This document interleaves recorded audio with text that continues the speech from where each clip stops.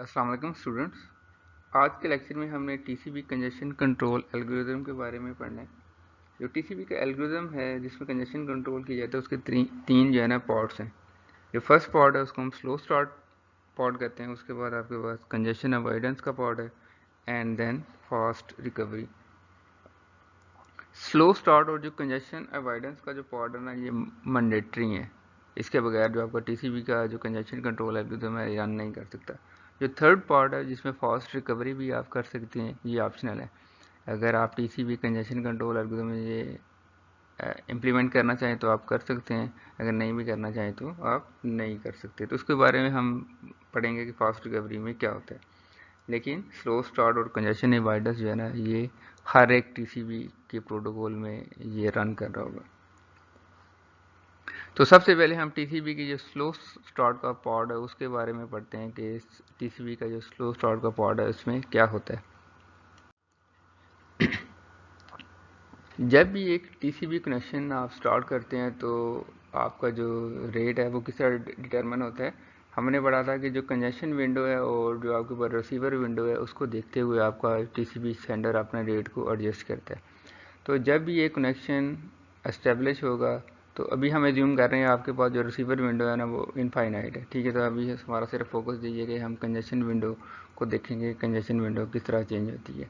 तो जब भी आपका कनेक्शन स्टार्ट होगा तो आपका कंप्यूटर क्या करेगा, कंजेशन विंडो को 1 जो है ना 1 MMS के इक्वल कर देगा। 1 MMS का मतलब ये 1 MMS का मतलब क्या, मैक्सिमम सेगमेंट साइज। तो जितनी भी आपका मैक्सिमम सेगमेंट साइज है वो इक्वल हो जाएगा कंजेशन विंडो के। यानी कि अगर आपका मैक्सिमम जो सेगमेंट साइज है वो 1400 बाइट्स हैं तो आप 1400 बाइट्स जो है ना वो सेंड कर सकते हैं स्टार्ट में। उसके बाद ये डबल होता है एवरी आरटीटी। एवरी आरटीटी का मतलब ये है कि जब भी आपके पास एक एक्नॉलेजमेंट आती है रिसीवर से तो हर एक एक्नॉलेजमेंट के रिस्पॉन्स में आपका जो कंजेशन विंडो है वो डबल हो जाती है। फॉर एग्जांपल आपने एक पैकेट भेजा और उसकी एक्नॉलेजमेंट आई तो पहले आपके पास स्टार्ट में कंजेशन विंडो क्या थी, 1 थी। आपके पास एक एक्नॉलेजमेंट आई तो अपनी कंजेशन विंडो आप 2 कर देंगे। तो 2 करने से क्या होगा कि नेक्स्ट टाइम आप पैकेट्स जो हैं वो फिर एक नहीं भेजेंगे, 2 भेजेंगे। आपने 2 पैकेट्स भेजे हैं, आप उसके रिजल्ट में पहली जब एक्नॉलेजमेंट आएगी आप दोबारा आपने जो कंजेशन विंडो है उसको डबल कर देंगे। तो पहले वो 2 थी, आपके पास जो एक्नॉलेजमेंट फिर आई आप उसको 4 कर देंगे। उसके बाद एक और एक्नॉलेजमेंट आएगी तो आपने उसको 8 कर देंगे। उसके बाद फिर 16 हो जाएगी। तो इस तरह आपकी जो कंजेशन विंडो है वो एक्सपोनेंशियली जो है ना वो इंक्रीज करती है। इसमें देखिए इसने 1 सेगमेंट सेंड किया तो 1 आरटीटी के बाद उसकी एक्नॉलेजमेंट आएगी तो ये क्या करेगा, उसके बाद 2 सेगमेंट सेंड करेगा। 2 सेगमेंट को सेंड करेगा, पहले इसकी कंजेशन विंडो 1 थी तो एक ही पैकेट ये सेंड कर सकता था। जब फर्स्ट एक्नॉलेजमेंट आ गई इसकी कंजेशन विंडो 2 होगी, अब इसने 2 सेगमेंट सेंड कर दी। उसके बाद जो इसके बाद दोबारा जो एक्नॉलेजमेंट आएगी उसके रिस्पॉन्स में आपकी कंजेशन विंडो 4 हो जाएगी तो आप 4 पैकेट आप सेंड कर देंगे। तो इस तरह हर एक एक्नॉलेजमेंट के रिजल्ट में आप अपनी जो कंजेशन विंडो है उसको डबल करते जाएंगे। तो डबल आप क्यों कर रहे हैं, क्योंकि आप चाहते हैं कि अगर शुरू में ही आप जो है ना बहुत ज़्यादा डाटा सेंड करना शुरू कर देंगे ना तो हो सकता है कि आपके पैकेट लॉसेस जो है ना वो बहुत ज़्यादा हो जाए। तो आप स्लो स्लो स्टार्ट करते हैं। अगर आपकी एक्नॉलेजमेंट आती जा रही है तो उसका मतलब ये है कि नेटवर्क में अभी जो है ना कंजेशन नहीं है, आपके सक्सेसफुली पैकेट डिलीवर हो रहे हैं तो आप अपने रेट को बढ़ा सकते हैं। तो आप ग्रेजुअली अपने रेट को बढ़ाएंगे। जब आपकी लॉस होगा ना, फॉर एग्जाम्पल क्योंकि ये डबल होती जा रही है, एक टाइम आएगा कि आप इतनी ज़्यादा अपना रेट कर देंगे उसका लॉस होना शुरू हो जाएगा। तो जब भी लॉस होगा तो आपने लॉस के रिजल्ट में क्या करना है, अपनी जो रेट है उसको कम करना है। तो उसको कम कैसे करेंगे वो हम अभी इसको देखते हैं कि वो कम कैसे होगा। हम क्या कर रहे हैं, हर एक्नॉलेजमेंट के रिजल्ट में अपनी कंजेशन विंडो को डबल करते जा रहे हैं। अब क्वेश्चन ये है कि आपके पास ये जो एक्सपोनेंशियल इंक्रीज हो रहा है ये कब एंड होगा। तो जब भी आपके पास एक लॉस इवेंट होगा, लॉस इवेंट कब हो सकता है, जब आपकी टाइम आउट होगा। तो उसका मतलब ये है कि आपका एक पैकेट जो है ना वो लॉस हो गया तो आप क्या करेंगे, अपनी जो कंजेशन विंडो को उसको हाफ कर देंगे। अगर उस वक्त आपकी कंजेशन विंडो 128 थी उसको आप हाफ कर देंगे तो वो 64 हो जाएगी। तो आपके पास टीसीपी एक वेरिएबल को मेंटेन कर रही होती है जिसको हम कहते हैं एसएस थ्रेशोल्ड। एसएस का मतलब ये है कि स्लो स्टार्ट का जो थ्रेशोल्ड है ना वो वेरिएबल इसको शो कर रहा होता है। तो जब भी आपका एक लॉस इवेंट होगा, लॉस इवेंट का मतलब ये कि टाइम आउट होने होगा, तो आप क्या करेंगे, एसएस थ्रेश होल्ड को, जो कंजेशन विंडो जो भी होगी उसको हाफ करेंगे और एसएस थ्रेश होल्ड को असाइन कर देंगे। अब इसका रोल क्या है एसएस थ्रेश होल्ड का, कि जब आप नेक्स्ट टाइम दोबारा इस थ्रेश होल्ड को आप अचीव करेंगे तो उसके बाद आपने हर एक्नॉलेजमेंट के रिजल्ट में अपनी जो कंजेशन विंडो है उसको डबल नहीं आप करेंगे, आप दोबारा उसको फिर 1 by 1 जो है, जब भी एक्नॉलेजमेंट आएगी अपनी कंजेशन विंडो को आप 1 MMS इंक्रीज करेंगे। फॉर एग्जांपल आप ये देखें, आप ये पैकेट सेंड कर रहे थे, एक ये एक्सपोनेंशियल जो है ना राइज हो रहा था, आप इस स्टेज पे आए तो उसके बाद आप कंजेशन अवॉइडेंस फेज में चले जाते हैं। तो उसके बाद आपका जो इंक्रीज होता है हर आरटीटी के बाद आपका 1 सेगमेंट साइज इंक्रीज होता है, आप उसको डबल नहीं करते। एक एक्नॉलेजमेंट आई है आपने कंजेशन विंडो को में 1 ऐड कर देंगे, फिर दोबारा एक्नॉलेजमेंट आई है आप उसमें दोबारा 1 ऐड कर देंगे, ठीक है।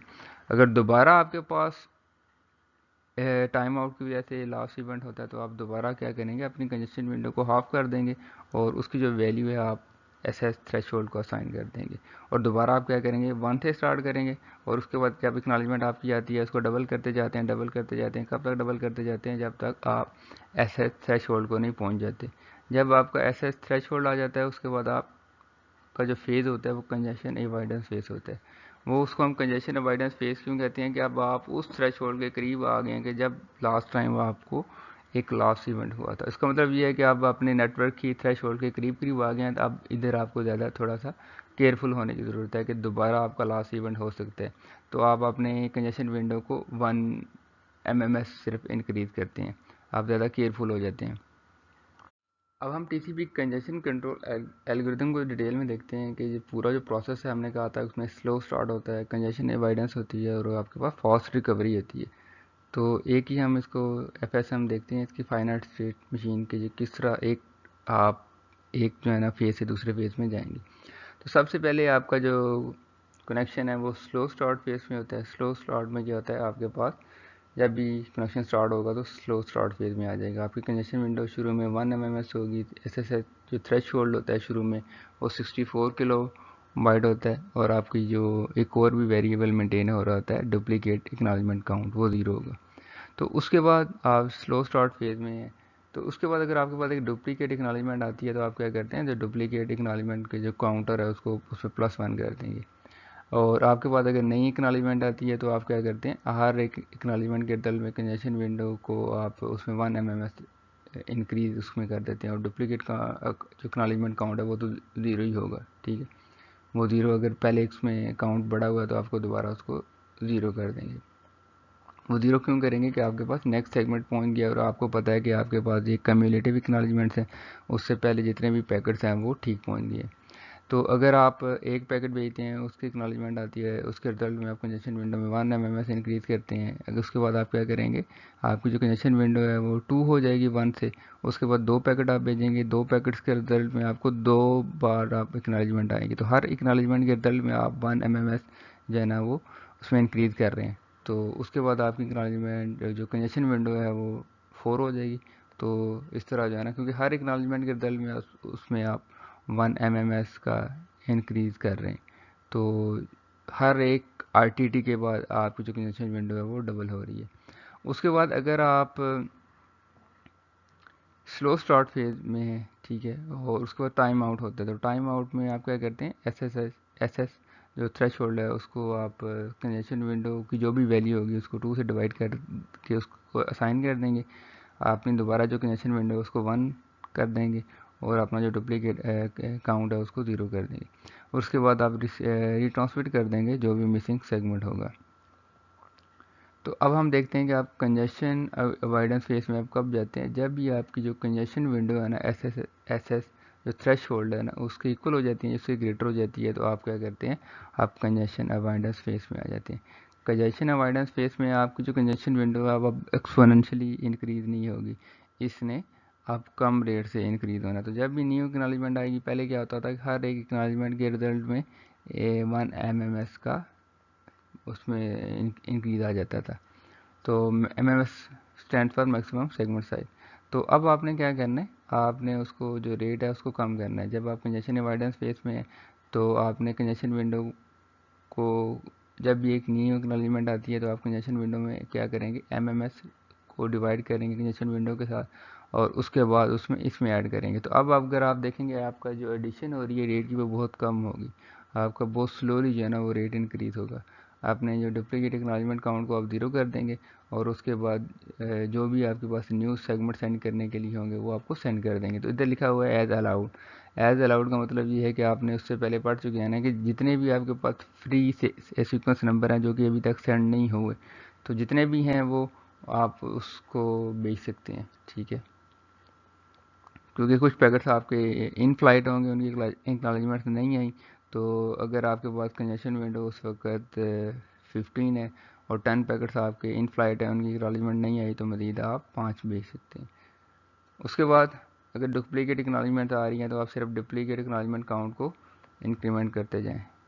और उसके बाद अगर आप कंजेशन अवॉइडेंस फेज में और दोबारा टाइम आउट होता है तो आपने दोबारा क्या करना है, अपना जो एस एस थ्रेश होल्ड है उसको फिर आप कंजेशन विंडो को 2 से डिवाइड करके उसकी वैल्यूज़ को असाइन कर दें, और उसके बाद कंजेशन विंडो को आप दोबारा आपने 1 कर देना है जब भी टाइम आउट होगा, और उसके बाद डुप्लीकेट एक्नॉलेजमेंट काउंट को आपने 0 कर देना है, और जो मिसिंग सेगमेंट था उसको आपने ये रिट्रांसमिट करना है। उसके बाद हमारे पास एक थर्ड फेज आता है फास्ट रिकवरी। ये आप पहले भी पढ़ चुके हैं, तो लेकिन उस वक्त हमने इसको नाम कुछ और दिया था, फास्ट रीट्रांसमिट का नाम दिया। तो फास्ट रीट्रांसमिट जो हो रहा है उस हम प्रोसेस को फास्ट रिकवरी कह रहे हैं। तो जब भी आप देखते हैं कि आपको 3 डुप्लीकेट एक्नॉलेजमेंट्स आती हैं, तो आप क्या करते हैं, अपने एस एस थ्रेश होल्ड को उसी तरह आप कंजेशन विंडो को 2 से डिवाइड करके उसकी वैल्यूज़ को साइन कर देंगे, और उसके बाद आप जो कंजेशन विंडो है उसको आप क्या करेंगे, उसको आप 1 नहीं करेंगे बल्कि जो एस एस थ्रेश होल्ड है उसमें +3 कर देंगे, और अपना जो मिसिंग सेगमेंट है उसको रिट्रांसमिट कर देंगे।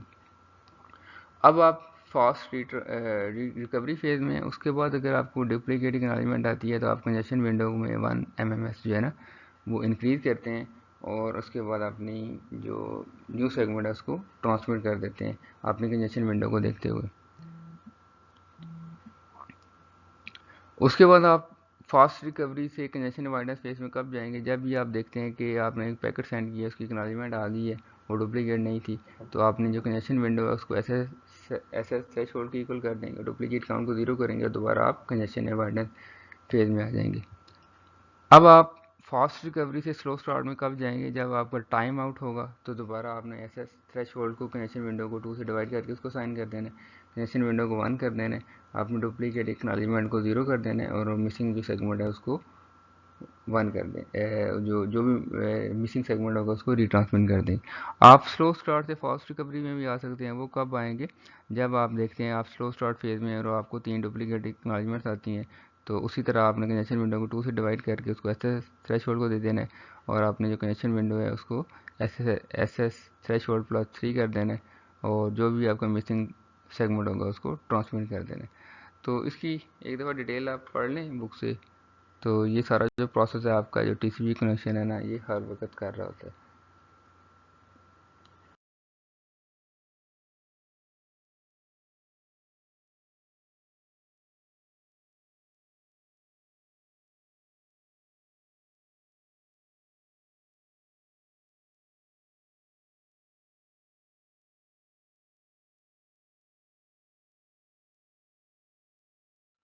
इसके बाद हम चैप्टर 4 स्टार्ट करते हैं। चैप्टर 4 में हमने ये पढ़ना है कि नेटवर्क लेयर जो है ना क्या काम करती है। तो हमने कहा था कि सबसे पहले आपकी एप्लीकेशन लेयर होती है, उसके बाद आपकी ट्रांसपोर्ट लेयर को डाटा जाता है, और ट्रांसपोर्ट लेयर जो है ना वो डाटा अपना नेटवर्क लेयर को देती है, और जो नेटवर्क लेयर है वो आगे फिर आपके नेटवर्क लेयर में आपका डाटा पहुंचा देती है। और हर राउटर में कौन कौन सी लेयर चल रही होती है, नेटवर्क लेयर होती है, डाटा लिंक लेयर होती है, और आपकी फिजिकल लेयर होती है। जबकि जो ट्रांसपोर्ट लेयर है और एप्लीकेशन लेयर है और वो सिर्फ एंड होस्ट पे रन कर रही होती है। तो जो नेटवर्क लेयर के हमारे इस चैप्टर में गोल है ना, हमने ये इसमें स्टडी करना है कि आपकी जो नेटवर्क लेयर है उसके बेसिक प्रिंसिपल्स क्या है, कौन कौन सी फंक्शनैलिटी जो है ना वो हमें नेटवर्क लेयर दे रही होती है। तो नेटवर्क लेयर के सर्विस मॉडल कौन से है वो हम डिस्कस करेंगे। हम ये देखेंगे फॉरवर्डिंग और राउटिंग में क्या फ़र्क है। उसके बाद हम देखेंगे राउटर कैसे काम करता है, ठीक है। आपके जो आईपी एड्रेसेस होते हैं वो कैसे असाइन किए जाते हैं, उसके बाद जनरलाइज फॉरवर्डिंग कैसे होती है, उसके बाद हमने SDN के बारे में पढ़ेंगे। तो SDN में जो फॉरवर्डिंग होती है वो डिफरेंट तरीके से होती है। SDN stand for software defined networking, तो उसके बारे में उसमें देखेंगे उसमें किस तरह होती है। इंटरनेट आर्किटेक्चर के बारे में ये देखेंगे कि आपके पास किस तरह पैकेट जो है ना एक नेटवर्क से दूसरे नेटवर्क में जाते हैं, और किस तरह एक ने आपको PTCL के साथ अगर आप कनेक्टेड हैं तो आपका PTCL जो पैकेट गया है वो अगर US जा रहा है तो डिफरेंट नेटवर्क से होके जा रहा है, तो किस तरह उसको पता चलता है कि मैंने किन किन नेटवर्क से होके किसी भी दूसरे कंट्री में जाना है। तो उसके बाद हम थोड़ा सा पढ़ेंगे आपको IP प्रोटोकॉल के बारे में, नेटवर्क एड्रेस ट्रांसलेशन प्रोटोकॉल है उसके बारे में पढ़ेंगे।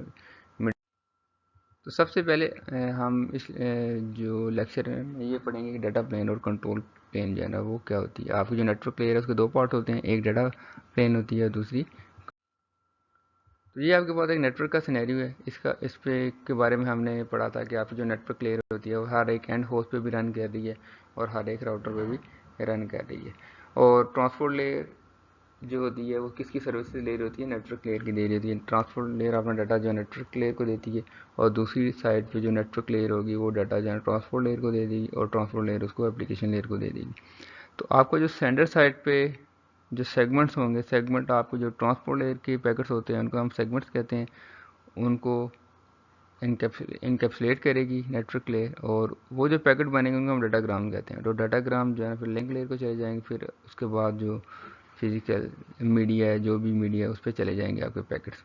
और रिसीवर साइड पे क्या होगा, आपकी जो नेटवर्क लेयर है वो अपना हेडर उतार के जो भी पैकेट्स होंगे वो जिनको हम सेगमेंट्स कहेंगे वो ट्रांसपोर्ट लेयर को दे देगी, और ट्रांसपोर्ट लेयर फिर उसको एप्लीकेशन लेयर को दे देगी। तो जो नेटवर्क लेयर है कि जितने भी प्रोटोकॉल हैं, वो जितने भी दुनिया में डिवाइसेज हैं, इंटरनेट डिवाइसेज हैं, वो सारों पे नेटवर्क लेयर जो है ना वो काम कर रही है। कोई भी ऐसी डिवाइस नहीं है कि जिसमें नेटवर्क लेयर या IP लेयर जो है ना वो ना हो। तो राउटर्स क्या करते हैं, राउटर तो आपके पास जो नेटवर्क लेयर के कुछ हेडर हैं उनको रीड करते हैं, और उसकी बेस पे वो डिसाइड कर रहे होते हैं कि मैंने जिन ये पैकेट है वो नेक्स्ट जो है ना किस राउटर की तरफ उसको फॉरवर्ड करवाना है। तो राउटर्स का काम ये है कि वो डाटाग्राम को इनपुट पोर्ट से आउटपुट पोर्ट पे ट्रांसफ़र कर दें, क्योंकि हर एक राउटर की बहुत सारी इनपुट पोर्ट्स होंगी और बहुत सारी आउटपुट पोर्ट्स होंगी। तो एक जो राउटर होता है वो डिफरेंट नेटवर्क्स को मिला रहा होता है। तो अगर एक राउटर की 10 आउटपुट पोर्ट्स हैं तो वो 10 डिफरेंट, इसका मतलब है नेटवर्क के साथ कनेक्टेड है। एक उसके बाद पैकेट आता है, एक इनपुट पोर्ट पे पैकेट आता है, तो उस पर उसने कुछ प्रोसेसिंग करनी होती है, उसने कुछ डिसीजन लेने होते हैं। उसमें जो नेटवर्क लेयर की जो हेडर में इंफॉर्मेशन है उसको रीड करते हुए उसने डिसाइड करना होता है कि मैंने कौन सी आउटपुट पोर्ट पे ये डाटा भेजने। तो वो जो प्रोसेसिंग वो क्या होती है वो हम इस चैप्टर में डिटेल के साथ पढ़ेंगे। तो नेटवर्क लेयर के जो फंक्शन है ना, सबसे पहले हम ये देखते हैं कि टू की फंक्शन क्या है, नेटवर्क लेयर का काम क्या है। जिस तरह हमने कहा था ट्रांसपोर्ट लेयर का काम क्या है, आपके पास जो पैकेट्स हैं हम एक एंड होस्ट से उठाया दूसरे एंड होस्ट तक उसको पहुंचा दें। तो नेटवर्क लेयर आपको दो तरह की सर्विसेज दे रही थी, एक रिलायबल थी और एक अनरिलायबल थी। अगर आपने रिलायबल सर्विस ट्रांसपोर्ट लेयर के लिए लेनी है तो आपको TCP प्रोटोकॉल यूज़ करना पड़ेगा।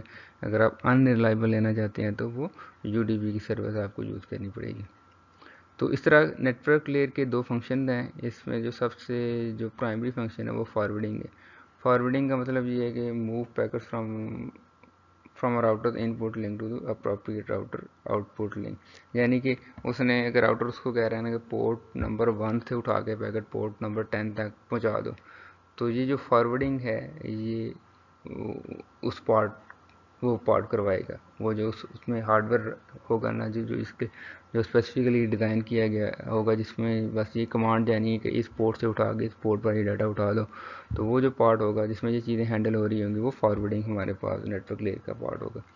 उसके बाद आपके पास राउटिंग होती है कि राउटिंग का मतलब ये है कि एक राउटर ने किस तरह डिसाइड करना है कि मैंने कौन सी इनपुट पे अगर डाटा आ रहा है उसको कौन सी आउटपुट पे लेके जाना है। फॉरवर्डिंग में ये है कि उसके पास हर राउटर में एक टेबल होता है, फॉरवर्डिंग टेबल जिसको कहते हैं।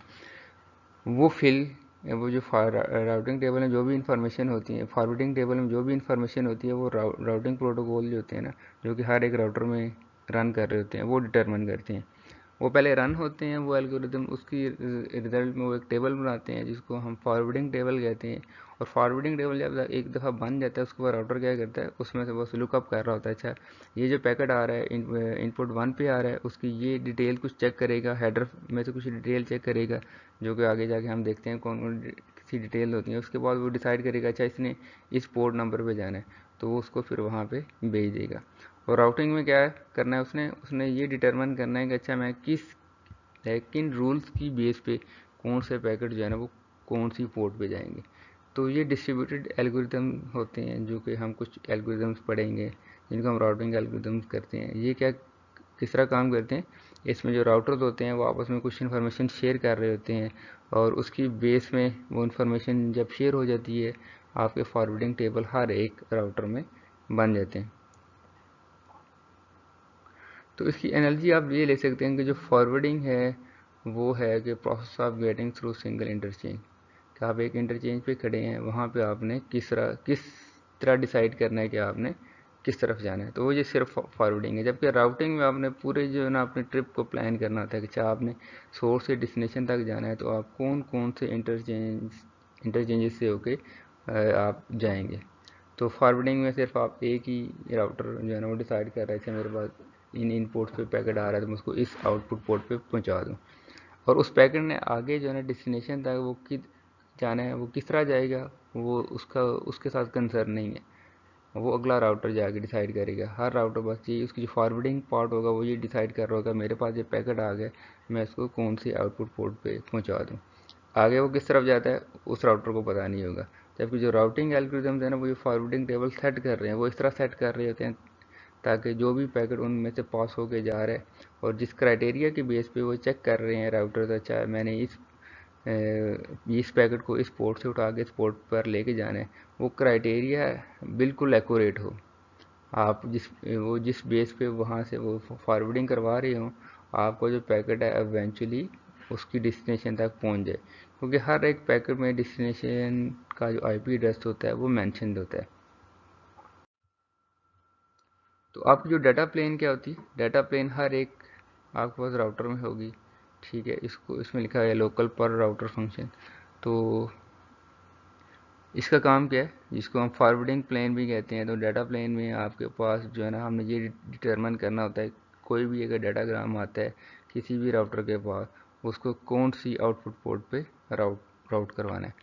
तो आपके पास एक पैकेट आएगा, उसमें कुछ पैकेट की हेडर इन्फॉर्मेशन होगी, उसको देखते हुए जो राउटर है वो डिसाइड करेगा अच्छा मैंने इसको आउटपुट पोर्ट नंबर 2 पे पहुँचाना है, 1 पे या 3 पे पहुँचाना है। तो इस केस में उसने इसको 2 पे पहुँचा दिया इस हेडर की इन्फॉर्मेशन को रीड करते हुए। तो ये कुछ रूल्स की बेस पे इसके अंदर एक टेबल होगा, उस टेबल में से ये कंसल्ट करेगा, उसकी बेस पे डिसाइड करेगा अच्छा ये हेडर इन्फॉर्मेशन है, अगर ये हेडर इन्फॉर्मेशन होती है तो मुझे कौन सी आउटपुट पोर्ट पे पहुँचाना है। तो वो टेबल किस तरह डिज़ाइन होते हैं वो अभी हम डिस्कस करते हैं।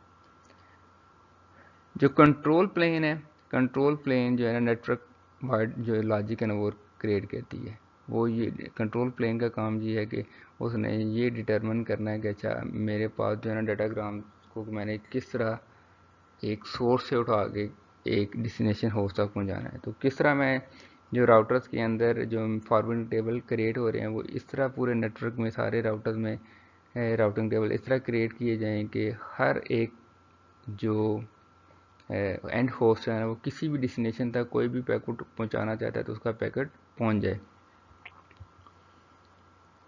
तो आपके पास जो कंट्रोल प्लेन की अप्रोचेज है ना वो दो तरह की हैं, एक तो ट्रेडिशनल राउटिंग एल्गोरिदम्स है और दूसरे आपके पास जो लेटेस्ट आपके पास जिस तरफ नेटवर्किंग जा रही है वो सॉफ्टवेयर डिफाइंड नेटवर्किंग है। तो फ्यूचर में जितने भी आपको नेटवर्क मिलेंगे वो सॉफ्टवेयर डिफाइंड जो है नेटवर्क्स होंगे, तो इसके बारे में हम पढ़ेंगे। तो ये इतनी लेटेस्ट फील्ड है कि इससे इससे आप आइडिया लगा सकते हैं कि बैचलर में हमने ये नहीं पढ़ा था, तब ये फील्ड थी नहीं। तो एमएस में जाके हमने सॉफ्टवेयर डिफाइंड नेटवर्किंग के बारे में पढ़ा, जो कि अभी आप बैचलर में पढ़ रहे हैं। तो इसमें अभी पिछले कुछ सालों में रिसर्च हुई है और उसमें अभी तक काम हो रहा है। तो जो आइंदा आने वाली नेटवर्किंग है वो सॉफ्टवेयर डिफाइंड जो है ना वो नेटवर्किंग होगी। इन दोनों में हम डिफरेंस पढ़ते हैं कि दोनों में डिफरेंस क्या है और हम सॉफ्टवेयर डिफाइंड नेटवर्किंग की तरफ क्यों जा रहे हैं वो भी हम देखते हैं। तो जो ट्रेडिशनल राउटिंग एल्गोरिदम्स है उसमें क्या होता है जितने भी आपके राउटिंग एल्गोरिदम रन कर रहे होते हैं हर एक राउटर में वो रन कर रहा होगा आगे एक एल्गोरिथम, और वो जो एल्गोरिथम्स होंगे वो डिफरेंट राउटर के दरमियान कुछ इन्फॉर्मेशन एक्सचेंज करवा रहे होंगे, और उसके रिजल्ट में आपको जो फॉरवर्डिंग टेबल है वो बिल्ड हो रहे होंगे। जबकि सॉफ्टवेयर डिफाइंड नेटवर्किंग में आपके पास जो राउटिंग टेबल हैं वो सिर्फ एक जगह पे रन कर रहे होंगे, वो रिमोट सर्वर पे रन होंगे। एक सर्वर होगा पूरे नेटवर्क में, वहाँ पे राउटिंग एल्गोरिथम रन करेंगे, और उसके रिजल्ट में कुछ फॉरवर्डिंग टेबल बनेंगे, और फॉरवर्डिंग टेबल जितने भी बनेंगे वो हर एक जो भी राउटर होगा उसमें वो जो सर्वर होगा उसको बता देगा तुम ये राउटिंग टेबल फॉरवर्डिंग टेबल जो है ना अपने पास सेव कर लो। तो हर एक के लिए जो फॉरवर्डिंग टेबल होगा वो जो सर्वर होगा, रिमोट सर्वर होगा, वो उसको असाइन कर रहा होगा, और सारे वो स्विचेस के लिए वो डिफरेंट होगा। जब इधर एक बात जो है आप याद रखें कि एसडीएन के नेटवर्क में हम राउटर्स का नाम नहीं लेते, हम उनको स्विचेस कहते हैं। हम स्विचेस उनको क्यों कहते हैं, उसमें जो है ना राउटिंग एल्गोरिथम नहीं रन कर रहे होते।